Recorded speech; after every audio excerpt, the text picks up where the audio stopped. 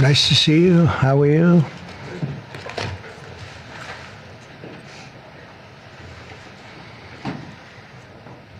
We have a lot of athletic talent and great people behind me.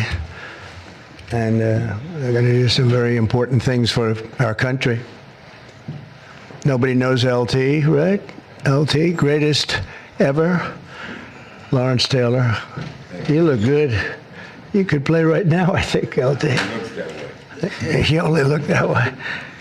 Well, I'm delighted to be here with some of the truly great sports legends of all time as we formally announce the newest members of the President's Council on Sports, Fitness, and Nutrition. This is an important step in our mission to make America healthy again. It's something that's very important, what we're doing, very important. Dating back to the administration of President Dwight D. Eisenhower, this council has championed the vigor and strength and vitality of the American people. Today, we continue that very proud tradition. This group is led by two-time major champion and one of the greatest players in the world, one of the highest ranked, and he just had a phenomenal Open Championship, as you probably saw, shooting one round that wasn't so good, and then he came back with about a 65 or something. He was getting a birdie on every hole. They were worried he might not make the cut, and he made the cut by about 200 strokes. It was pretty amazing. And he had a great week, actually. And he's also the longest hitter of a golf ball, I think ever, but, you know, they say ever. I would say ever. And the longest in the world today, and it's Bryson DeChambeau. He's a great guy, been my friend for a long time.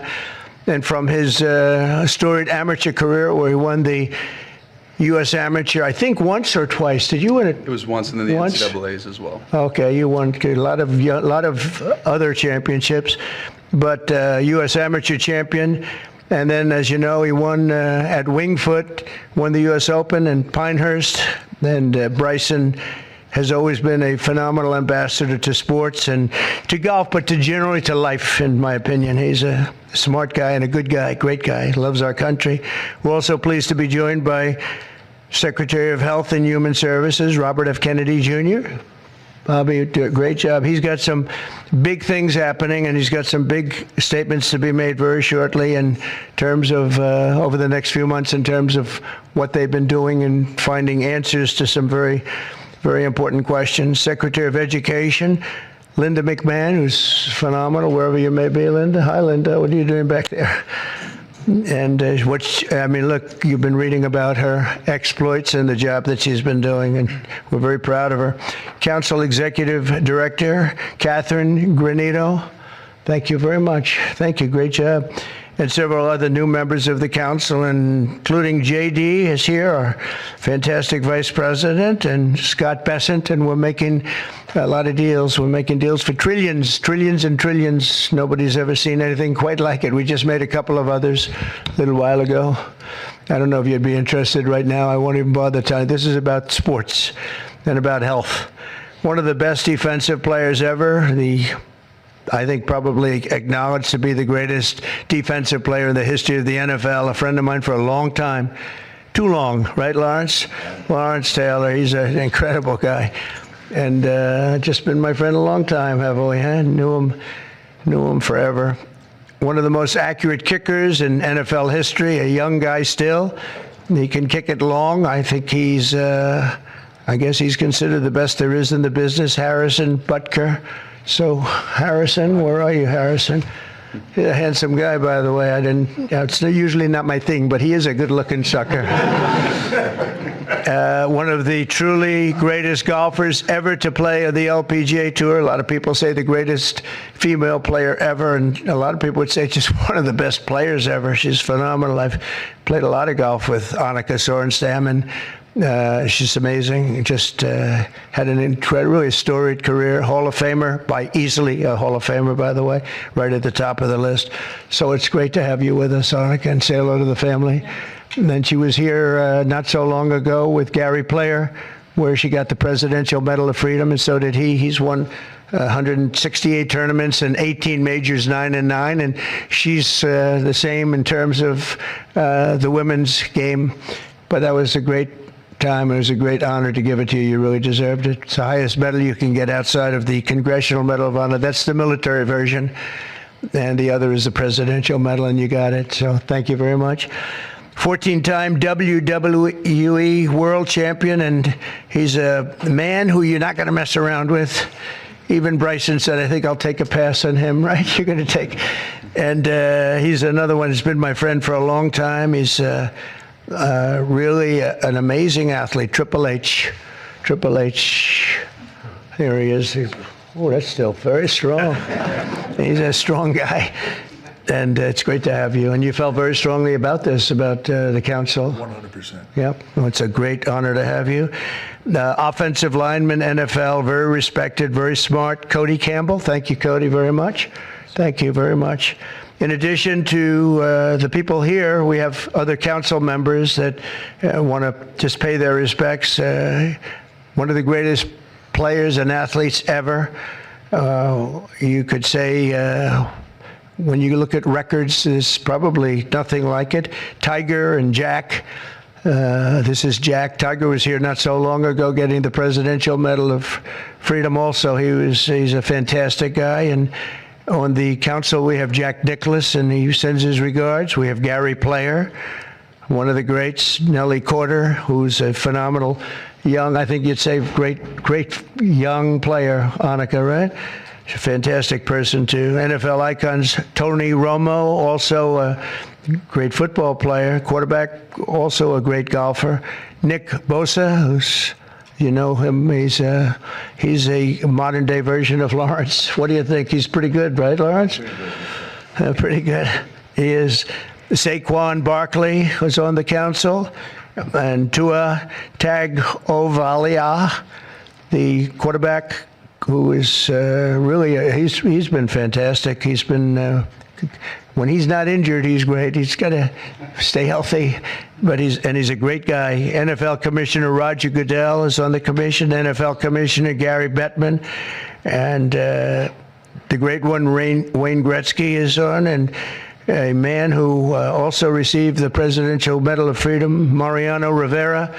And when I looked at his record, it was unbelievable. The Sandman, my wife said, why do they keep playing the Sandman when he walks in? And I said, because he just puts the batter to sleep. He was great. And when you look at his record compared to second, and Raleigh Fingers was great, and he was really great. But when you look at the record, boy, Mariano had a record. I've never seen anything like it. He was so high up. The order that I'll sign today in a few moments directs the council to develop strategies to improve America's physical fitness and renew the American spirit, excellence, competitiveness, and sportsmanship.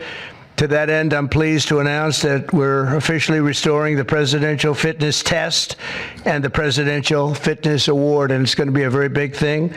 From the late 1950s until the 2013, graduate scholars all across our country competed against each other in the Presidential Fitness Test, and it was a big deal.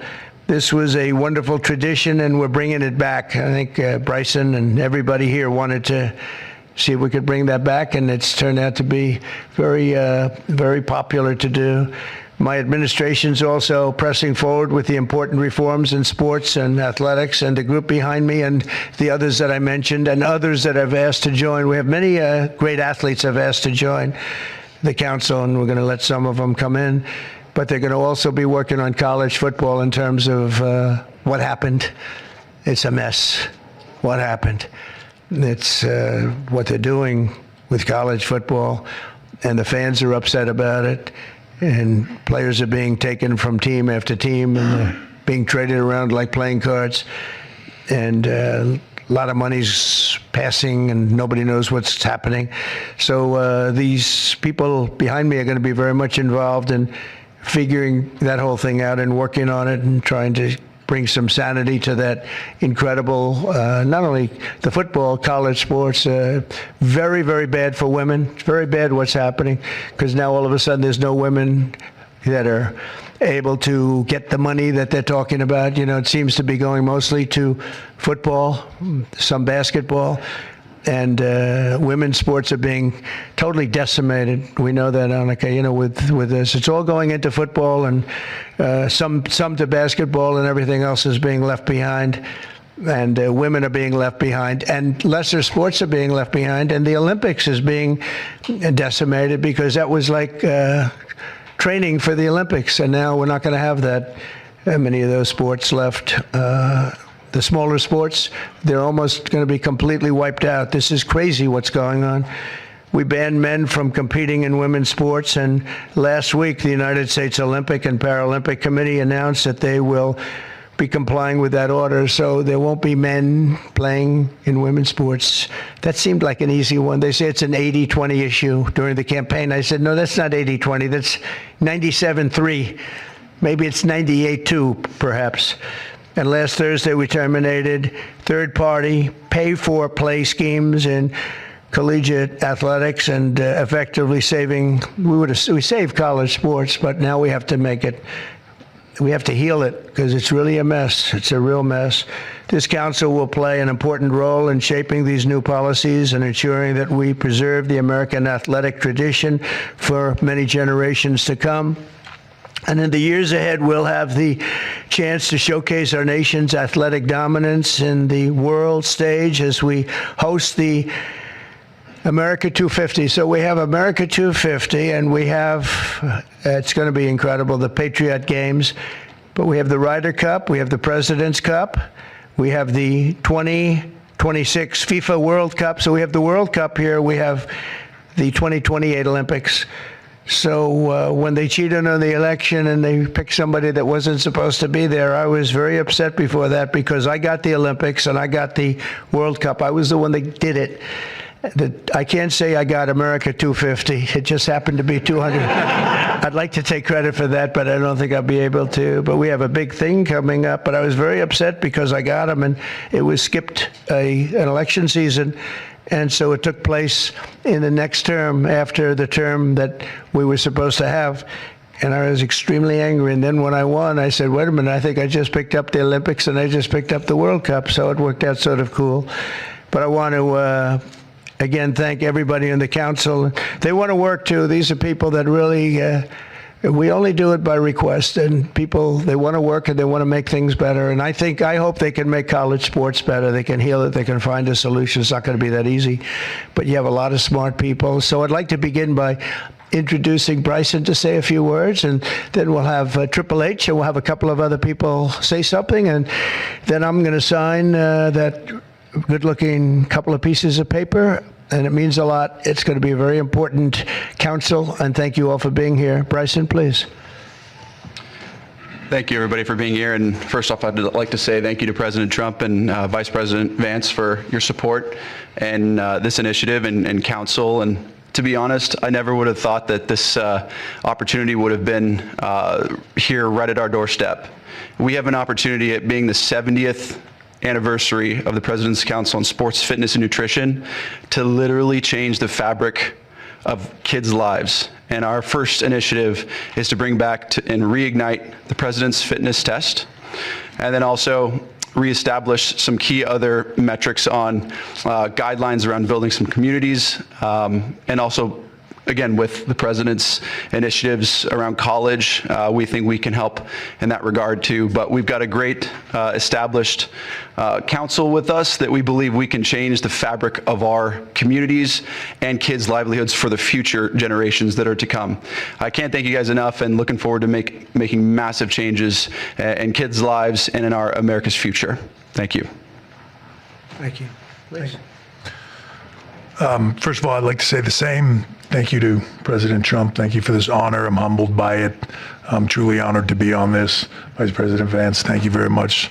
Secretary Kennedy, truly appreciate all that everybody is doing for the health and wellness of the entire country. For me, since I was 14, this has been such an important part of my life. Health, fitness, sports, nutrition, all of it. I think learning that at a young age sets you up for success in life. And without it, you're at a lesser place for it. So I look forward to the opportunity to do this. I look forward to the opportunity to help make our youth healthy, help get them engaged in sports, and let them learn what it takes to be successful in life. So thank you very much for the honor. Thank you very much. Thank you. Thank you. Bobby, please. Thank you very much, Mr. President. In December of 1960, a month after he won the election, my uncle, who was about to be president, wrote an article for Sports Illustrated called "The Soft American," and he was lamenting the fact that America had prided itself on its beef jerky toughness, and that we were losing that. We were falling behind Europeans, we were falling behind other nations, and he was signaling with that article that he was going to make physical fitness of our kids the centerpiece of his administration. And I'm so grateful to President Trump for bringing back this tradition. I was talking to Paul before we went in here. We were part of the Council on Physical Fitness when we were kids. And you had to do sit-ups, you had to do pull-ups, you had to do shuttle runs, you had to do 1-mile runs. And they awarded the top 15% with a patch and with recognition and with certificates. And for me, it was a huge item of pride when I was growing up. And we need to reinstill that spirit of competition and that spirit and that commitment to nutrition and physical fitness. And I'm so grateful to President Trump for your leadership in bringing this back for our country. Thank you very much. Honor, representing the great women in sports, please. Thank you. Thank you, Mr. President, Vice President Vance. This is truly an honor. I want to thank the team behind me here for giving us trust to be able to do this. Sport has always been part of my life, and the importance of living a healthy, active lifestyle cannot be any more important than nowadays. So thank you for the trust, and I can't wait to get to work to make a difference in kids' lives, but also in people's lives. I think the time is so important. Obesity is the highest it's ever been. Mental health, as we all know, the need ought to be tackled. So thank you for the trust, and look forward to going to work with the team behind me. Appreciate it. Thank you, Dustin. Lawrence, you want to say a few words? Come on up. Come on. He's a little shy, but once he gets going, nobody can stop. No, don't stop. I'm just proud to be on this team. I don't know why. I don't know what we're supposed to be doing, but I'm here to serve, and I'm here to serve you. Okay, so I'm going to do the best I can for as long as I can. Thank you very much. Nobody like him. Come on, young superstar. Obviously very excited to be here. Thank you, Mr. President, for allowing me to serve on the council. Just excited to do my part to help make America healthy again, to help our youth be healthy and thrive and grow up and be great citizens of this country and be great family members and contribute to this great country. And I think you have to be strong in mind, in body, and soul. So thank you so much for allowing me to be here. Thank you. Thank you very much. JD? Okay, sure, sir. Well, thank you all, and thanks to the president for setting up this important commission. Thanks to all the great athletes for lending their credibility to it. I think all of us who have young kids at home just know that kids are healthier, they're happier, they do better when they're out there, they're being active, they're playing in sports, they're hanging out with their friends. I think all of us have thought at one point in the last few years that kids spend a little too much time on their phones, maybe a little bit too much time in front of the TV, and we just want kids to do better. We want them to be healthier, we want them to be happier, and we know that getting out there, playing in sports, and being active and healthy and physically fit is a critical part of this. So all due credit to the President and Secretary Kennedy's leadership. This is all about just making our kids better citizens, better people, and happier in their daily lives, and I think this is a great team to get it accomplished. Thank you, sir. Okay, let's sign this. Linda, come on. We'll sign this for Linda. Yeah, she's doing pretty well, right? Around? Linda's amazing. Good job.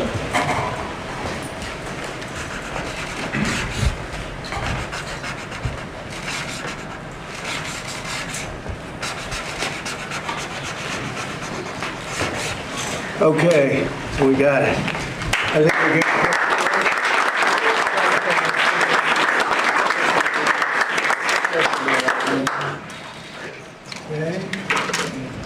pass them around, please. Okay, here you go. Thank you. Okay. That is not signed with an auto pen. Please no auto pen. We don't want auto pens in the White House. Okay? Any questions, please? About, I think probably. What has sports meant to you? And did you have a sports hero growing up? Maybe Lawrence Taylor. I don't know. It could be Lawrence. Or I know him so well. Well, a lot of sports heroes. It meant a lot. I was always a person that loved playing sports. I was good at sports. When you were really focused on sports, you thought about nothing else. There was nothing else outside. It kept you, and to an extent, this is one of the reasons I like golf. You get away for a couple of hours. I play quickly and get through it. And for 2 hours, you're not thinking about all of the nonsense and all of the important things, frankly, but it cleans your mind. No, I think sports is so important. I think what this council is doing is going to be very important. And it gives you a little exercise, sometimes a lot of exercise. It's a great thing. It's a great thing. Sports are, you learn about people and you learn about how people compete. Now, it doesn't mean that if somebody's not a good athlete, a lot of people just are not good athletes, so they can't compete. But you learn about people playing sports and playing sports with and against some. So I've always loved it. It's been very important to me. These people are, inspirations. These are the top people in their individual sports. The council itself, I mean, they have some of the greatest champions, for the most part, the greatest champions in their sport. So they really understand sports, and understanding it's very important. Thank you for the question. Yeah, please. Yeah, Mr. Please, go ahead. Yeah, Mr. President, can you talk about your plans for the new ballroom that was announced today? Yeah. And the $200 million, that's going to be paid for by yourself as By well as me, yeah. private donations? It's a private thing. Yeah, I'll do it, and we'll probably have some donors or whatever, but it's about $200 million. So we've been planning it for a long time. They've wanted a ballroom at the White House for more than 150 years, but there's never been a president that was good at ballrooms. I'm really good. In fact, I looked at one that we just built in Turnberry in Scotland, and it's incredible. We're good at building. I'm good at building things, and we'll get it built quickly and on time. It'll be beautiful, top of the line. We've retained the best architects and engineers, everything else. It'll be built over on the east side, and it will be beautiful. It'll be views of the Washington Monument. It won't interfere with the current building. It'll be near it, but not touching it, and pays total respect to the existing building, which I'm the biggest fan of. It's my favorite place. I love it. But they've wanted it, and when they have big events, you entertain the president of China or the president of any place, and you have big crowds. They've always had to get a tent. And you've probably been to some of them, Bobby. When it rains, it's a disaster. And the tent's 100 yards. That's more than a football field away from the main entrance. And people are slopping down to the tent. It's not a pretty sight. The women with their lovely evening gowns, all of their hair all done, and they're a mess by the time they get. And they've always wanted to have it. And I said, in the first term, I said, if I get another shot at this, I'm going to do a ballroom. I was pretty busy in the first because I was running the country, and I was also fighting for survival with all of the lunatics I had to beat. But it worked out, obviously, it worked out very well because here we are. But I always said I was going to do something about the ballroom because they should have one. So we'll be leaving it. It'll be a great legacy project, and I think it'll be special. You saw some renderings of the initial. I think it'll be really beautiful. No government dollars at all. No government dollars, no. Week between this executive order, trade, Russia, Gaza, but also the family of Virginia Giuffre released a statement overnight in response to some of the comments that you made this week. You said that Jeffrey Epstein stole people from Mar-a-Lago. At the time, did you know why he was taking those young women, including Virginia? No, I didn't know. I mean, I would figure it was ABC fake news that would ask that question, one of the worst. But no, I don't know really why. But I said, if he's taking anybody from Mar-a-Lago, he's hiring or whatever he's doing. I didn't like it, and we threw him out. We said we don't want him, at the place. This is a story that's been known for many years, as you know. But it's I didn't like it that he was doing that. Yeah, please. If Canada moves forward, Palestinian state. Say it again. If Canada moves forward with recognizing the Palestinian state, is that a deal breaker for you? Well, we're going to see. No, I didn't like what they said, but that's their opinion. I didn't like that.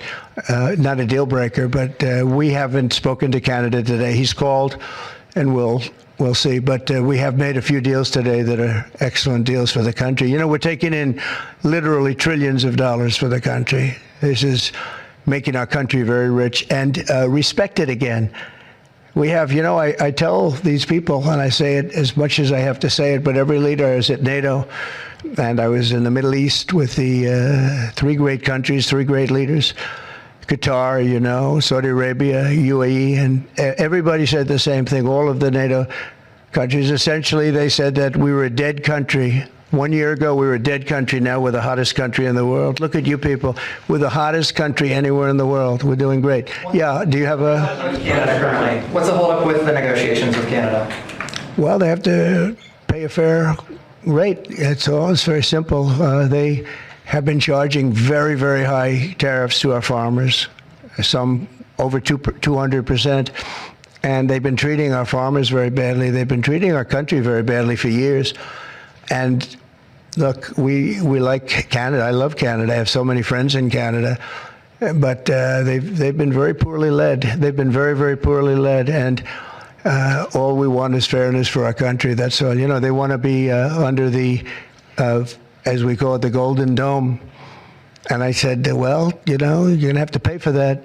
They want a lot of things from our country, and for years we did it. We basically protect them with our military. They spend very little money on their military, as you know, not an acceptable amount of money. Yeah, please. Thanks a lot, Mr. President. Your tariffs policy goes into effect tomorrow. Yeah. As you know, a federal appellate court today heard oral arguments about whether or not you had the authority to unilaterally impose those tariffs. I'm not going to get you to weigh in on the legal arguments, but you're weighing your decision to do that, your authority to do that, based on a 1977 law. It's never been invoked before. Why didn't you invoke this law? Well, we've been winning all along. I just want to ask you, why didn't you invoke this law in your first term? You could have taken in billions upon billions of dollars in your first term, but you waited until your second term. Yeah, because in my first term, I was fighting lunatics like you who were trying to do things incorrectly and inappropriately to a president that was duly elected. And we did do certain tariffs in the first term. If you look at China, we took in hundreds of billions of dollars from China. But when COVID came, the last thing I was going to do is tell France and Italy and Spain and a couple of other countries that we're going to hit you with tariffs. We had to fight the COVID situation when that came. But if you look at my first term, we took in hundreds of billions of dollars worth of tariffs, but you people didn't cover it very well. Mr. President, Go ahead. Thank you so much. I'm representing the foreign poll today. I'm asking you two questions on foreign policy. The first one, do you plan to re-engage diplomatically with Iran, go with direct talks with them, or are you happy with the current situation, having no deal with Iran? Well, Iran has been acting very badly. They were decimated. Their nuclear capability, that potential, which could have happened within 3 or 4 weeks, was decimated. It's been obliterated. The Atomic Energy Commission said the place is just decimated. Now they can start again, but they'd start in different sites because they were hit. I tell you what, the job these pilots did with their B-2 bombers, those unbelievable machines, they traveled 36 hours without stop. And they hit every single target. Every bomb hit they went right down the chutes. And then, as you know, we shot 30 rockets from submarines that were hundreds of miles away, and they hit every target. So they can start again, but they haven't been saying the right thing. I will say Iran has not been saying the right thing. They have not been speaking nicely, and they should be. Yeah, please. President Jerome Powell not lowering interest rates again. Many people say that he's playing politics with the futures of millions. Well, he is. We call him Too Late. He's Too Late. It's his new nickname. He's Too Late Powell. He's a terrible Federal Reserve Chairman. Not only that, he's building a building. He's a $2.9 billion. It's actually 3.1 if you include other areas that are essentially the same thing. Way over budget, has no idea what he's doing. And I would say he's probably good at that compared to what he does with interest rates. But, you know, we have him there, and it was a mistake. I put him in, and then Biden extended him. And Biden only extended him because he knew I couldn't stand him. And that turned out to be not a good thing for Biden. Although he did lower interest rates just prior to the election. Didn't work out too well for them. But he did lower them pretty substantially just prior to the election. No, he's a political hack, not very good. He's not a smart guy, Brian. Mr. President, sports fans have been very supportive. You could go back to the original names of the Cleveland Indians, the Washington Redskins. Oh, I love that. I love the sound of that. Well, I do the Washington Redskins. I think they should do it. I told the mayor and I told people that they should bring back the name. If they bring back the name, you'll have a lot of excitement. And I mean, Cleveland Indians, how about that? That was an original franchise, 1903 or something, 1906, an original, the Cleveland Indians. And what do? They changed the name from Indians. What's wrong with the word Indian? You know who is upset about it? The Indians are upset about it. They're upset about Redskins, too. So Redskins, I guess you'd say it was a little bit lesser of a case, but people want to see the Redskins, and the Indians want to see the Redskins back. No, I recommend it. I was asked that question the other day. The Washington Redskins, it's a fabled franchise. And now, I don't even know what the hell their last name is. What are they to Commanders or something? Is it Commanders? It's not a good name. President Biden, sir. President Biden, sir, may I ask you a question? Wait a minute. No, not you. You. Mr. President, Kamala Harris, as you know, is not running for governor of California. She's not going to do it. What do you see in her political future, sir? Well, she can't speak. She can't talk. She can't do an interview. I thought it was a very strange campaign that we had. But, you know, I had two of them. We were up by like this massive number of points on Biden, and they said, let's change to Kamala. Nobody knew who Kamala was. Nobody knew her last name, Harris. And they said, we're going to get Vice President Harris. Everyone said, who the hell is Harris? They only knew her by the first name. But no, I thought she was a terrible candidate. Look, don't forget, she didn't really get the nomination. I mean, that whole nomination was strange. She was the first one out. You know, she took a good amount of points with her when she announced, but nobody knew her. And once they got to know her, she dropped out very shortly after she started. And she started with a pretty good, you know, she was like in second or third place. But I don't know. I mean, I wouldn't call her a skilled politician. Would you? She's also coming out with a book. Any plans to buy it?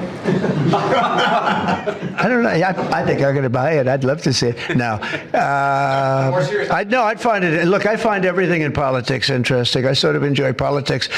She wasn't a skilled person. You know, you have skilled politicians, really skilled politicians, and then you have some that aren't. And she was put in a very tough position, I think. She did have a 6-week honeymoon. They told me, the pros said, you know what, she's going to have a 6-week, and she did. She was like untouchable in terms of everybody thought great. But she didn't do any interviews or anything, which was strange. Not even friendly interviews with friendly reporters like her, right there, a really friendly reporter. And you know what happened? People said, what's wrong with her? Why isn't she doing? She made a mistake. She should have done interviews. She didn't run a great campaign, but we beat Biden, and then we had to beat, nobody's beaten two. I had to beat two. That's like Dana White, the great Dana White has a fight, and he has a fighter that's getting the hell knocked out of him. They say, well, let's take him out and put somebody else in. Didn't seem fair to me at the time, but where are we? We're in the White House. So, I mean, you know, so it worked out. I can answer a very serious question here. Russia today hit Kyiv with missiles and drones, more than 100 people, kids. I think it's disgusting. Russia, I think it's disgusting what they're doing. I think it's disgusting. This is Biden's war. It's not my war. But I said if I get in, I'll try and get the thing stopped. But I think what Russia's doing is very sad. A lot of Russians are dying. You have a lot of Russians, more Russians are dying, but Russians are dying, Ukrainians are dying.